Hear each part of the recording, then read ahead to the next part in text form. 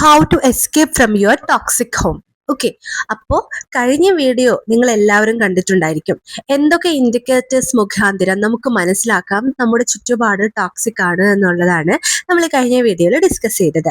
അപ്പോൾ ഇന്നത്തെ വീഡിയോയിൽ പറയാൻ പോകുന്നത് ഒരു ടോക്സിക് ഫാമിലി ആണ് എന്ന് 100% ഉറപ്പായി കഴിഞ്ഞതിന് ശേഷം എങ്ങനെ അവിടെ നിന്ന് നമുക്ക് എസ്കേപ്പ് ചെയ്യാം എന്നുള്ളതാണ്. Number 1, create A realistic exit plan.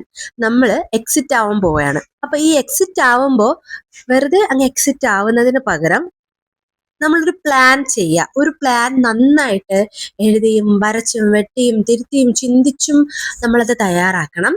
നമ്മൾ ഇവിടെ നിന്ന് ഇറങ്ങിക്കഴിഞ്ഞാൽ ഉണ്ടാകാൻ ഇടയുള്ള അപകടങ്ങളെ പറ്റിയിട്ടാവണം ആദ്യം ലിസ്റ്റ് ഔട്ട് ചെയ്യേണ്ടത്. ആ അപകടങ്ങളെ എങ്ങനെ നേരിടാം എന്നുള്ളതായിരിക്കണം അടുത്തതായി ലിസ്റ്റ് ഔട്ട് ചെയ്യേണ്ടത്. പിന്നെ നമ്മൾ ഇവിടെ ഇറങ്ങിക്കഴിഞ്ഞാലുള്ള പ്രോസ് ആൻഡ് കോൺസ്, അതായത് നല്ലതായിട്ടുള്ള കാര്യങ്ങൾ എന്തൊക്കെയാണ്, എന്തൊക്കെ നന്മകൾ ഇതുകൊണ്ട് എൻ്റെ ജീവിതത്തിൽ ഉണ്ടാവും, അതുപോലെ തന്നെ എന്തൊക്കെ മോശം സാഹചര്യങ്ങൾ ഞാൻ അഭിമുഖീകരിക്കേണ്ടി വന്നേക്കാം എന്നതിനെ പറ്റി വളരെ റിയലിസ്റ്റിക് ആയിട്ടുള്ള വളരെ പ്രാക്ടിക്കൽ ആയിട്ടുള്ള ഒരു എക്സിറ്റ് പ്ലാൻ ഉണ്ടാക്കുക. ഈ എക്സിറ്റ് പ്ലാൻ ഉണ്ടാക്കേണ്ട കാര്യം എന്താണെന്ന് വെച്ച് കഴിഞ്ഞാൽ ഭയം ഉണ്ടാക്കേണ്ടതിനല്ല. ഓൾറെഡി ഒരുപാട് ഭയത്തിലൂടെയും ഒരുപാട് ആശയക്കുഴപ്പത്തിലൂടെയും ഒരുപാട് സെൽഫ് ഡൗട്ടിലൂടെയൊക്കെ നമ്മളെല്ലാവരും കടന്നു പോയിട്ടുണ്ടാവുമല്ലോ. എന്നിട്ടാണല്ലോ ഈ ഒരു മൊമെന്റിൽ എത്തുന്നത്. അപ്പൊ ആ ഒരു മൊമെന്റിൽ നമുക്കൊരു അവയർനെസ് ഉണ്ടായിരിക്കുക എന്നുള്ളതാണ് ഏറ്റവും ഇമ്പോർട്ടന്റ്. നമ്മൾ ഒരു കാര്യത്തിലേക്ക് ഇറങ്ങുന്നതിന് മുമ്പ് എപ്പോഴും കാൽക്കുലേറ്റഡ് റിസ്ക് എടുക്കുക. റിസ്ക് എടുക്കുന്നത് നല്ലതാണ്, റിസ്ക് എന്നല്ല, എല്ലാ കാര്യങ്ങളെ കുറിച്ചും നമുക്കൊരു കാൽക്കുലേഷൻ, ഒരു കണക്ക് കൂട്ടൽ ഉണ്ടാവുന്നത് വളരെ നല്ലതാണ്. അതുകൊണ്ടാണ് ഞാൻ പറഞ്ഞത് വളരെ റിയലിസ്റ്റിക് ആയിട്ടുള്ള ഒരു എക്സിറ്റ് പ്ലാൻ തയ്യാറാക്കുക എന്നുള്ളത്. ഓക്കെ, അപ്പോൾ ആ എക്സിറ്റ് പ്ലാനിൽ ഞാൻ ഈ പറഞ്ഞ കാര്യങ്ങളെല്ലാം എന്ത് ചെയ്യണം, നമ്മളൊന്ന് ലിസ്റ്റ് ഔട്ട് ചെയ്യണം. സ്റ്റെപ്പ് നമ്പർ 2, അത് നമ്മുടെ ഒരു സെൽഫ് ഇന്റർവ്യൂ ആണ്. ഈ സെൽഫ് ഇന്റർവ്യൂ എന്ന് പറയുമ്പോൾ ചില ചോദ്യങ്ങൾ, നമുക്ക് എത്ര ചോദ്യങ്ങൾ വേണമെങ്കിലും നമ്മളോട് ചോദിക്കാം. ഏറ്റവും പ്രധാനപ്പെട്ട ഒരു 3 ചോദ്യം ഞാൻ നിങ്ങളോട് ഇപ്പോൾ ഷെയർ ചെയ്യാം. ഒന്നാമത്തത്, വാട്ട്സ് മൈ ടൈം ലൈൻ, എൻ്റെ ടൈം ലൈൻ എന്താണ് എന്നുള്ളതാണ്. അപ്പോൾ weeks, months, or few days, or what എന്നുള്ള ഒരു സ്പെസിഫിക് ആയിട്ടുള്ള ഒരു ആൻസറിലേക്ക് നമ്മൾ എത്തണം. നമ്മുടെ ടൈം ലൈൻ എന്താണ്, ഒരു എത്ര നാളുകൾക്കുള്ളിൽ ഇവിടെ നിന്ന് നമുക്ക് രക്ഷപ്പെടാം എന്നുള്ള ഒരു ടൈം ലൈനാണ് നമ്മൾ നമ്മളോട് ചോദിക്കേണ്ട self interview question number 1. Self interview question number 2 is, where will I go first? ഇവിടെ നിന്ന് ഇറങ്ങിയാൽ വളരെ പെട്ടെന്ന് നമ്മൾ ഒരിടത്ത് എത്തിച്ചേരണം. അത് എവിടെയായിരിക്കാം?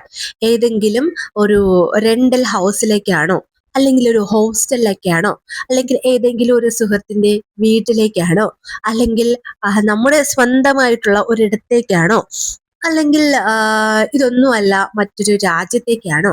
ഇനി അവിടെ ഇറങ്ങിക്കഴിഞ്ഞാൽ നമ്മൾ എവിടേക്കായിരിക്കും ആദ്യം പോകുന്നത്? ഒരു ബെഡ് സ്പേസിലേക്കാണോ എന്നുള്ളത്, ആ ഒരു ഷെൽട്ടർ എന്നുള്ളത് വളരെ വളരെ ക്ലിയർ ആയിട്ട് നമ്മൾ കണക്കാക്കിയിരിക്കണം, കാൽക്കുലേറ്റ് ചെയ്തിരിക്കണം. നമ്മൾ ഇവിടെ നിന്ന് ഇറങ്ങുന്നതിന് മുമ്പ് അതിനെപ്പറ്റി വ്യക്തമായിട്ടുള്ള വളരെ സ്പഷ്ടമായിട്ടുള്ള ഒരു ധാരണ നമുക്കുണ്ടായിരിക്കണം.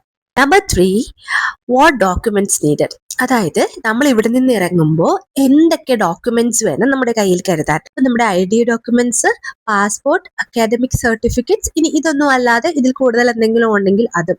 നമ്മുടേതായിട്ടുള്ള നമ്മുടെ പേരിലുള്ള ഡോക്യുമെന്റ്സ് നമ്മൾ എപ്പോഴും നമ്മുടെ കയ്യിൽ കരുതുക.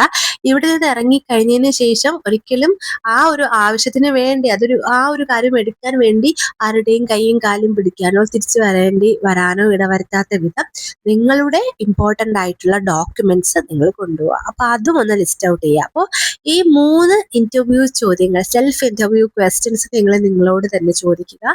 പിന്നെ ഇൻഡിവിജ്വലൈസ്ഡ് ആണ് ഇനിയുള്ള ക്വസ്റ്റ്യൻസ്. അതായത് നിങ്ങൾക്ക് അറിയാവൂ ഇനി എന്തൊക്കെ ചോദ്യങ്ങളാണ് നിങ്ങളോട് ചോദിക്കേണ്ടതെന്നുള്ളത്, അല്ലെ?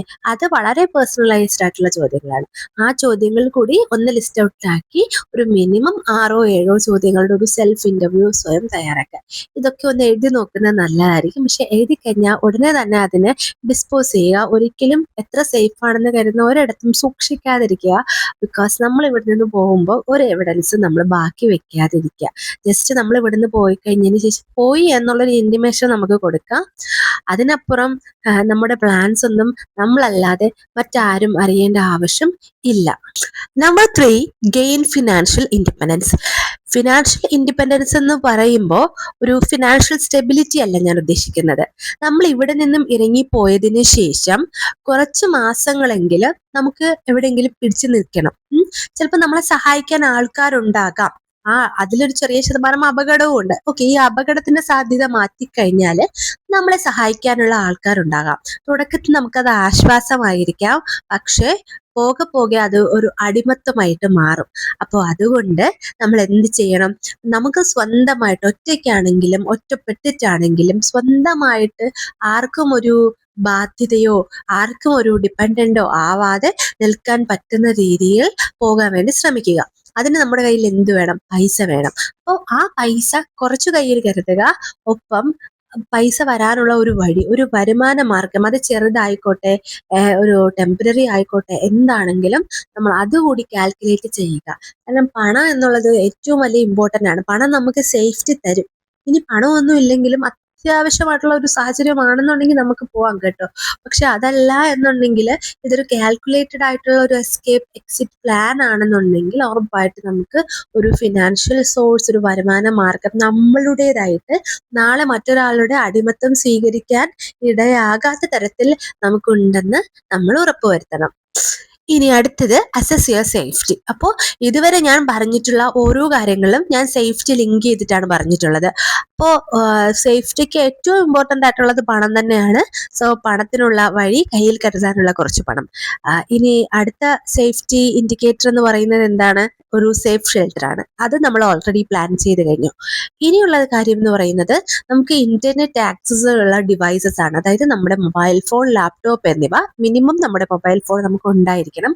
നമ്മൾ എവിടെ എത്തപ്പെട്ടാലും എന്താവശ്യം ഉണ്ടെങ്കിലും നമുക്ക് ഒരു ഇന്റർനെറ്റ് സർവീസ് നമ്മുടെ കൂടെ ഉണ്ടെന്നുണ്ടെങ്കിൽ അത് നമുക്ക് സേഫ്റ്റിയാണ്, സ്റ്റെബിലിറ്റിയാണ്, നമുക്ക് എല്ലാമാണത്. ഞാൻ ഈ ലിസ്റ്റ് ഔട്ട് ചെയ്തതിൽ ഏറ്റവും അവസാനമായിട്ട് ഞാൻ പറയാൻ ആഗ്രഹിക്കുന്ന ഒരു കാര്യം, നമ്മൾ ഫിസിക്കലായിട്ട് അവിടെ നിന്നും ആ വീട്ടിൽ നിന്നും ഡിസ്റ്റന്റ് ആവുന്നതിന് മുമ്പ് നമ്മൾ മനസ്സുകൊണ്ട് ഇറങ്ങിപ്പോയി കഴിഞ്ഞിരിക്കണം. അത് നമ്മൾ ഒറിജിനലി അവിടെ നിന്ന് സ്റ്റെപ്പ് ഔട്ട് ചെയ്യുന്നതിന് ആഴ്ചകൾക്കോ മാസങ്ങൾക്കോ മുമ്പ് നമുക്ക് പോകണം. നമ്മൾ പോയിരിക്കണം. നമ്മൾ മനസ്സുകൊണ്ട് ഓൾറെഡി നമ്മൾ അവിടെ നിന്ന് രക്ഷപ്പെട്ട് കഴിഞ്ഞിട്ടുണ്ടാവണം. അതിനുശേഷം മാത്രമേ നമുക്ക് ഫിസിക്കലി പോകാൻ പാടുള്ളൂ. അപ്പൊ ആ ഒരു എന്ത് വേണം, നമുക്ക് നമ്മുടെ ഒരു ഇമോഷണൽ ഡിസ്റ്റൻസ് നമ്മൾ ബിൽഡപ്പ് ചെയ്യണം. നമ്മളൊരു ഫിസിക്കൽ ഡിസ്റ്റൻസിലേക്ക് സ്റ്റെപ്പ് ഇൻ ചെയ്യുന്നതിന് മുമ്പായിട്ട് മനസ്സുകൊണ്ട് ഇറങ്ങിപ്പോകണം. നിർബന്ധമായിട്ടും മനസ്സുകൊണ്ട് ഇറങ്ങിപ്പോകണം നമ്മൾ, നമ്മുടെ ശരീരവും കൊണ്ട് ഇറങ്ങിപ്പോകുന്നതിന് മുമ്പ്.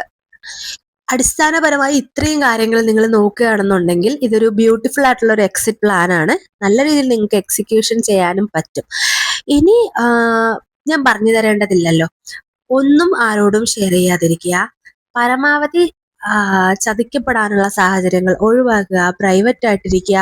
പിന്നെ വാക്ക് തർക്കങ്ങളും പ്രശ്നങ്ങളും ഒന്നിനും പോവാതെ എല്ലാത്തിൽ നിന്നൊന്നും ഒഴിഞ്ഞു മാറി നിൽക്കുക. നിങ്ങൾ മനസ്സുകൊണ്ട് ഇറങ്ങിപ്പോയതിന് ശേഷം ഉള്ള കാര്യമാണ് കേട്ടോ. പരമാവധി എല്ലാതരം ആർഗ്യുമെന്റ്സിൽ നിന്നും മറ്റുള്ളവരെ ട്രിഗർ ചെയ്യുന്ന കാര്യങ്ങളിൽ നിന്നൊക്കെ ഒഴിഞ്ഞു മാറി ഒരു പീസ്ഫുൾ ആയിട്ടുള്ള രീതിയിൽ പോവുക. അതിനുശേഷം ഒരു ദിവസം ധൈര്യത്തോടുകൂടി, സെൽഫ് റെസ്പെക്റ്റോടുകൂടി, അന്തസ്സോടുകൂടി സ്റ്റെപ്പ് ഔട്ട് ചെയ്യുക.